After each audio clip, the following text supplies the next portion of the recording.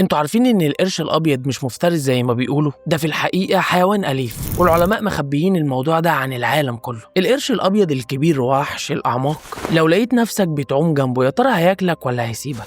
القرش الابيض مش مجرد سمكه، ده آلة قتل صامته. تخيل سرعته وهو بيهجم ممكن توصل ل 56 كيلومتر في الساعه، يعني اسرع من قارب صغير. لكن الغريب ان في مواقف كتير الغواصين كانوا بيعوموا جنبه وما هاجمش عليهم. وفي مره غواص كان بيصور تحت الميه، القرش لف حواليه ومشي بعيد كأنه كان بيتفحصه بس. وفي موقف تاني قارب صغير اتقلب في البحر والقرش الأبيض ظهر. كل الناس افتكروا إن دي نهايته، لكن القرش اتفرج ومشي. الغريب إن العلماء بيقولوا إن القرش الأبيض بيهاجم من فضوله مش من جوعه، يعني ممكن يعضك عضة واحدة بس عشان يجرب انت ايه. بس المصيبة إن العضة دي كفيلة إنها تنهي حياتك. غواصين بيستكشفوا شعاب مرجانية وفجأة يلاقوا القرش الأبيض يسيب كل اللي حواليه ويمشي وراهم، مش عشان يهجم، عشان يشوف دول مين وإيه اللي جايبهم في البحر بتاعي. الفضول عنده زي القطط بالظبط، بس الفرق هنا إنك لو اتعاملت بغلط النهاية هتبقى مرعبة. بس السؤال هنا بقى، القرش الأبيض وحش متعطش للدم ولا مجرد صياد غامض بيدافع عن منطقته؟ ولو لقيته في وشك تحت المية هتتجمد مكانك ولا هتحاول تهرب؟